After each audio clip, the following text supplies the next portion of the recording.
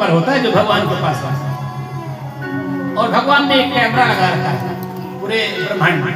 जैसे हम लोग घर के आगे कैमरा लगा देते हैं कौन आ रहा है जा रहा है देखने के लिए, ऐसे भगवान का कैमरा इतना शक्तिशाली होता है कि अच्छा ये कर रहा है।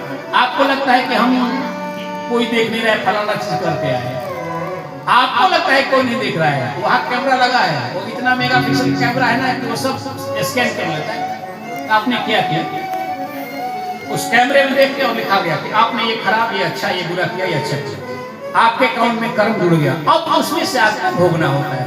तो संचित जो कर्म होता है उसमें से हम लोग भोगते रहते हैं। और आदमी की आयु कुछ सीमित है, 80 साल, 70 साल, 100 साल, आदमी मर गया। लेकिन 70 साल की आयु में कर्म तो बहुत किए, अच्छे बुरे कर्म सब किया, तो सब इकट्ठा होता गया, जो उसमें कर्म का भोगता वो भोगता भी गया, अच्छा बुरा भोगता भी गया। लेकिन कुछ कर्म बाकी रह गए, भोग नहीं पाए, मर गया। 100 कर्म किए, मान लीजिए 70 कर्म भोग लिया, 30 बाकी रह गया। मृत्यु तो आई जाती है, कर्म का बीज नष्ट नहीं होता है, कर्म का बीज कभी नष्ट नहीं होता। कहते हैं कर्म का बीज कभी नष्ट नहीं होता, एक नहीं लाखों करोड़ों जन्म ले लोगे तो भी कर्म का बीज आपको भोगना ही भोगना है, और कोई उपाय नहीं है। अच्छा करोगे अच्छा भोगोगे, बुरा करोगे बुरा भोगोगे। तो कह रही कि जब 30 कर्म बच गया, मान लीजिए आपने कर्म किया 70 और भोग लिया और 30 बाकी रह गया, मर गए, तो वो जो 30 कर्म बचा है वो अगले जन्म में आपको फॉरवर्ड हो जाता है। और वो क्या होता है, वो आपके लिए बैलेंस, उसको बोलते हैं प्रारब्ध कर्म, उसको बोलते हैं भाग्य या प्रारब्ध, वही 30 कर्म। अब जब दूसरा जन्म होगा तो उसी 30 कर्म के आधार पे निश्चित होगा कि आपको कहाँ जाना है, पशु में जाना है कि आदमी में जाना है, और कि अंबानी के घर जाना है या कि भिखारी के घर जाना है, ये तय होगा।